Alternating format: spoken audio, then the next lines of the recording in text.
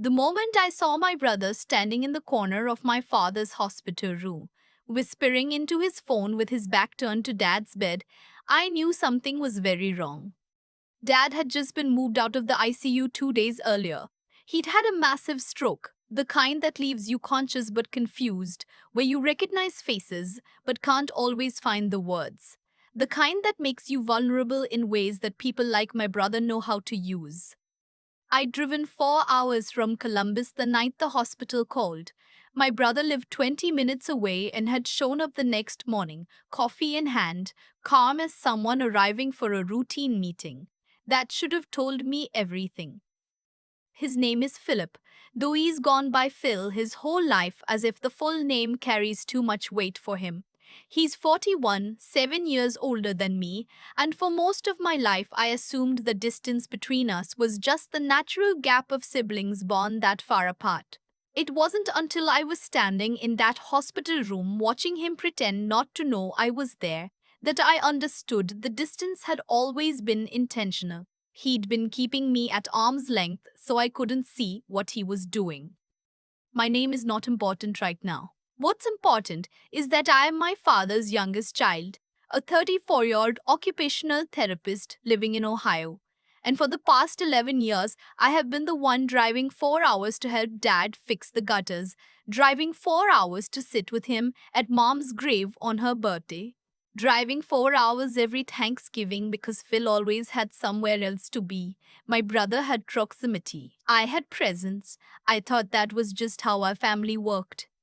What I didn't know, what I had no reason to suspect, was that while I was making those drives, Phil had been slowly repositioning himself on paper as the person closest to our father. Not in the ways that matter, in the ways that leave a paper trail. My father fit a small but genuinely successful landscaping and property maintenance company in western Pennsylvania starting in the late 1980s. He grew it from a single truck and a borrowed mower into a company with 12 employees, commercial contracts with 3 property management firms, and a reputation in the county that made people call him by name when they saw him at the hardware store. He wasn't rich by any stretch, but he'd built something real, something that had his name on the side of the trucks. When Dad had a stroke, that business didn't stop. The foreman, a steady man named Ray, who'd been with my father for 16 years, kept things running. But the financial side, the invoicing, the payroll approvals, the bank accounts, that all went through my brother. Because 2 years before the stroke, Dad had added Phil as an authorized signatory on the business accounts. Phil had told him it was for emergencies, in case something happened and payroll needed to be covered. It was a reasonable thing to do. My father trusted his son. What Dad didn't know was that Phil had been running money out of those accounts for at least 18 months before the stroke ever happened. Small amounts at first, a few hundred here, and equipment reimbursement there. Then larger and larger disbursements to a vendor that Ray had never heard of, and that, as I would later learn, did not actually exist. I didn't know any of this the day I arrived at the hospital. I just knew my brother was on his phone in the corner, and that when he finally turned and saw me, something flashed across his face that wasn't relief or love or even simple awkwardness. It was calculation. He crossed the room and hugged me. "I'm so glad you're here," he said, and he sounded like he meant it. That's the thing about Phil. He has always sounded like he means it. The first 2 weeks were consumed entirely by Dad's care. Discharge planning, therapy evaluations, discussions about whether he could return to his house alone or would need in-home support. I stayed. Phil would appear for an hour or two, then have somewhere to be. He handled the business side, he said. That was his contribution. I handled the person. It was during one of those long evenings in the rehab facility, sitting next to Dad while he worked through a word-finding exercise his speech therapist had left, that he reached over and put his hand on mine and said, slowly, with the careful effort everything costs him now, "The will. I changed it last year, you need to know." I told him we didn't have to talk about that now. He shook his head. "Phil doesn't know, you need to know." I squeezed his hand and told him to rest. But I didn't forget. A few days later, when Dad was more alert, he told me the rest. A year before the stroke, he'd updated his will with his attorney.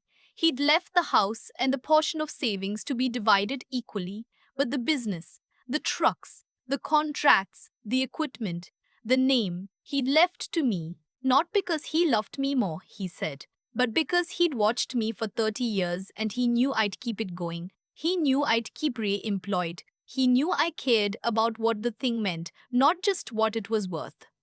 Phil didn't know. And Dad, with the intuition of someone who has known his son for 41 years, had specifically told his attorney not to communicate any of this until after his death. I asked him why he'd never told me. Didn't want the drama before I was gone, he said. And then he almost smiled. I understood then that my father had known at some level what Phil was. He just hoped he was wrong. I went back to Columbus at the end of week 3 because I had patience, a job, a life that had been on pause. I arranged for a home health aide to come to Dad's house 3 days a week. I stocked his freezer. I set up his medication organizer, and I drove away feeling the specific exhaustion of someone who has done everything they can and knows it's still not enough. Phil called me 6 days later. The call was pleasant at first, an update on Dad, on the business, on a contract renewal Ray had flagged, and then, almost casually, he mentioned that he'd been talking to Dad's attorney, just to get a sense of things. Estate planning, he called it, being responsible. Dad's not gone, Phil, I said. I know that, he said. I'm just trying to be prepared. You know how Dad is, he doesn't like to talk about this stuff. Someone has to be practical. I told him that was fine. I didn't mention what Dad had told me.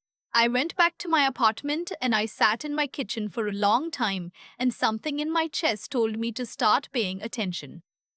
I'm an occupational therapist. My entire job is noticing the small things other people miss. The slight tremor that suggests a mid change is needed. The way someone holds a spoon that tells you more than they realize. The things people do when they think no one is watching. I started watching my brother the way I watch my patients, carefully, without giving anything away.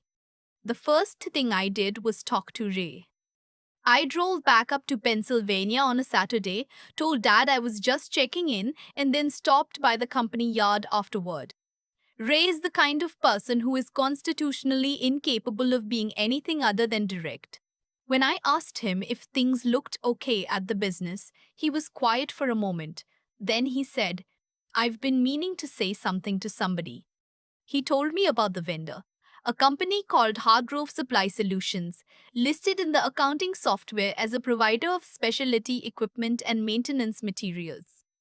Ray had never ordered anything from them. He'd asked Phil about it once, and Phil had said it was something Dad had set up before the stroke, back office stuff, and Ray shouldn't worry about it, so Ray hadn't worried about it, but it had been nagging at him. I drove home and spent 2 evenings on my laptop. Hargrove Supply Solutions had a website, professional looking, thin on details. The registered agent address in Delaware led nowhere useful. The phone number rang to a generic voicemail. The LLC had been registered 14 months ago. I called a friend from college who does forensic accounting for a firm in Pittsburgh. I told her I thought my brother might be stealing from my father's business and asked what she thought I should do. She told me to document everything I could from the outside, then take it to an attorney before I said a word to Phil. Don't tip him off, she said. Once he knows you know, he'll move whatever's left and you'll never catch up. I listened. I retained an attorney in Pittsburgh, an older woman named Miss Aldrich who specialized in estate disputes and had the energy of someone who had spent 3 decades watching people try to steal from their families and had developed a permanent low-level contempt for it. She was exactly what I needed. She referred me to a forensic accounting firm. Over the next 6 weeks, while I continued driving up on weekends and cooking for my father and helping him practice the exercises his therapist had assigned, the accountants were quietly working through the business records. I had limited access. Phil was the signatory, not me. But Ray, who had his own copies of certain records, was willing to cooperate. And my father, once I explained carefully what was happening, was able to sign a limited authorization that gave the accountants what they needed. It took 4 weeks to get the full picture. Phil had been dispersing money to Hargrove Supply Solutions for 22 months. The total was just over $187. The transfers were structured carefully, never quite large enough to trigger automatic bank alerts, never so frequent as to be obvious. It was the work of someone who'd thought about it, someone who'd planned. My attorney filed a report with the State Police Financial Crimes Unit. Within a week, they had opened an investigation. I said nothing to Phil. What I didn't anticipate was that Phil would move first. 6 weeks into the investigation, I got a call from a number I didn't recognize. It was a man who introduced himself as a private investigator, said he'd been retained by my brother, and wanted to ask me some questions about my father's estate and my recent conversations with his attorney. I told him I had no comment and ended the call. Then I immediately called my own attorney. Ms. Aldrich was not surprised. He probably found out about the authorization your father signed, she said. He's trying to figure out how much you know. What do I do? You do nothing differently. You do not confront him. You do not tell him anything. You let him run his investigation because the more he digs, the more he's going to realize he's already been caught. The pie called twice more. I didn't answer. Phil called once, a warm brotherly call about Dad's upcoming cardiology appointment, and I talked to him about the cardiology appointment. I was pleasant. I was normal. I have never worked so hard to sound like myself. The thing about people who believe they are smarter than everyone else is that their confidence eventually outpaces their caution.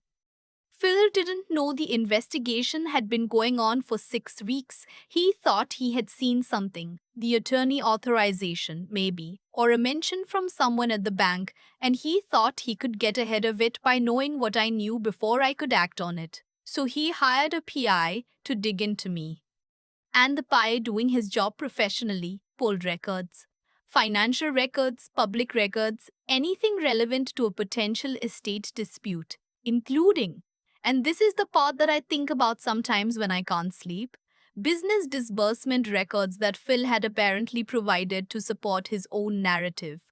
Records that Phil had handed over to demonstrate that I was improperly influencing my father. But those records were the same records the forensic accountants had already flagged. Except now, they were in the PI's file, in a document that had been created by Phil and shared with a third party. The PI figured out what he was looking at before he ever reported back to my brother. To his credit, and in a turn that I did not see coming, he called my attorney's office instead of Phil. He had not been hired to commit fraud, he said. He had been hired to investigate a potential undue influence claim, and what he had found instead was evidence of financial crimes. He wasn't going to sit on that. My attorney, the forensic accountants, the PI's documentation, and the state police investigation converged in a way I can only describe as the administrative equivalent of every alarm in a building going off at once. Phil was contacted by investigators the third week of October, 8 weeks after I had first spoken to Ray in the company yard. He was asked to come in for a voluntary interview. He brought an attorney. 2 weeks later, he was formally charged. The charges included theft by deception, misappropriation of funds, and forgery, because some of the authorization paperwork that had allowed the Hargrove disbursements to appear legitimate had, according to the investigators, signatures on it that a handwriting analyst said were not my father's. Phil called me the night he was charged. I let it go to voicemail. He left a message that started with, "I can explain everything," and ended with, "You had no right to go behind my back." I saved the voicemail. My attorney has a copy. My father took the news in the way I have watched him take hard things my whole life. Quietly, in stages, with a kind of dignified grief that never tips into spectacle. He sat at his kitchen table the morning I told him, and he looked at his hands for a long time, And then he said, I kept hoping I was wrong about him. I told him that hoping someone is better than they are isn't a weakness. It's what people do when they love someone. He looked at me for a moment, and then he said slowly, with the effort things still cost him, You drove 4 hours every time. It wasn't about the business or the will or the money. It was just that. 4 hours every time for 11 years while Phil had proximity but chose absence.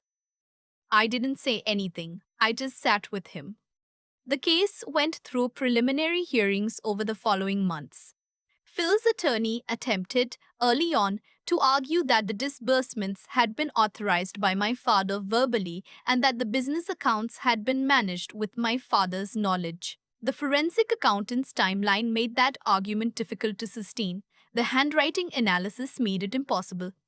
Ray testified in a deposition that Phil had deflected every question about Hargrove and had specifically discouraged him from raising the vendor with my father. Dad, despite the stroke, was found competent to give a limited statement. His statement was 4 sentences. It was enough. Phil accepted a plea arrangement 7 months after the charges were filed. He repaid $94,000, the portion the civil attachment had been able to recover, and received 3 years of supervised probation, 200 hours of community service, and a felony record that will follow him in the ways those things do. I don't know how I feel about the outcome.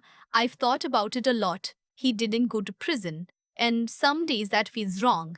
And other days I think about my father sitting at his kitchen table looking at his hands. And I think the worst thing that happened to Phil is that he has to live with what he did to the person who believed in him most. That's not nothing. That might even be enough. The business is still running. Ray is still the foreman. I drove up last spring to meet with him and go over the commercial contracts, and I stood in the yard next to the trucks with my father's name on the side, and I understood for the first time what my father had meant when he said he'd left it to me because I'd keep it going. I don't know if I'll ever run it full time. I love my work. I love my patients. I love my life in Columbus. But I'm up there most months now. Not just for Dad, but for the thing he built. We're renewing 2 of the property management contracts this year. Ray found a second crew lead who's solid. It's going to be okay. My father's health is stable, not what it was, but stable. He still does his exercises, he still knows everybody's name. Last Christmas, when I arrived and he opened the door and saw me standing on his porch with a casserole dish and a bag of groceries, he said, clearly and without any effort at all, There she is. There I was. I've stopped waiting for my brother to call and apologize. Not because I've given up on him, but because I've stopped organizing my life around things that may never come. Some people show you who they are over a long time, in small decisions, and eventually you have to accept the picture that forms. But I also think about the day I walked into my father's hospital room and watched Phil turn from the window and smile at me like nothing was wrong. And I think about the 4 hour drives and the frozen casseroles and the medication organizers. And I think he miscalculated in the end what I was willing to do for the people I love. He thought proximity was power. He was wrong. Presence is the thing that matters. Presence is what builds something worth protecting. I learned that from my father. I'm glad I had 11 years of 4 hour drives to figure out he was right. I still think about Ray standing in that company yard, hands in his pockets, saying he'd been meaning to tell somebody. He'd noticed something was wrong for months. He just didn't know who to trust with it. That's the part of this whole thing that stays with me the most. Not the charges, not the plea deal, not the moment Phil's attorney stopped returning calls. It's that the truth was sitting there the whole time, waiting for someone with enough integrity to go looking for it. Ray had it. I had to find mine. I won't pretend I handled any of this perfectly. There were nights in my Columbus apartment when I genuinely didn't know if I was doing the right thing or just doing the vengeful thing and calling it right. Those two can look identical from the inside when someone has hurt your family. What I kept coming back to was this. If the roles were reversed and I had stumbled onto something that implicated me, would I have wanted someone to protect my father from me? The answer was always yes. That's the only compass I had, and I followed it. What Phil did wasn't just theft, it was a calculated bet that no one was paying close enough attention, that love makes people blind, that a daughter who drives 4 hours on weekends is too sentimental to be a real threat. He underestimated what it looks like when someone who genuinely cares about a person also happens to think clearly under pressure. He confused devotion with passivity. They are not the same thing. I think the hardest kind of integrity to hold on to is the kind that costs you something. It would have been easier to not know. It would have been easier to let Ray's unease stay unspoken, to assume Phil had things handled, to tell myself it wasn't my place. A lot of people make that choice and call it keeping the peace. But keeping the peace while someone empties your father's life's work is not peace, it's just a quieter kind of betrayal. The perseverance part, the part I'm least comfortable calling a virtue because it didn't feel like strength, it felt like stubbornness, was the 6 weeks of saying nothing, of driving up on weekends and making dinner, and helping dad with his exercises and answering Phil's friendly phone calls with friendly answers, all while the accountants were working through 22 months of fraudulent disbursements. That was the hardest thing I have ever done. Not the confrontation, not the legal process, the silence. Choosing to be patient when every instinct said to act. My father told me once, years before any of this happened, that the people who build something worth keeping are usually the ones who know how to wait. He was talking about the business, about a difficult commercial contract that eventually came through after 2 years of patience. But I think he was also, without knowing it, talking about me. Dad built those trucks. He put his name on the side of them. He drove them down roads he grew up on, and he earned the trust of people who called him by his first name at the hardware store. I am the one who gets to keep going, and I don't take that lightly for a single day.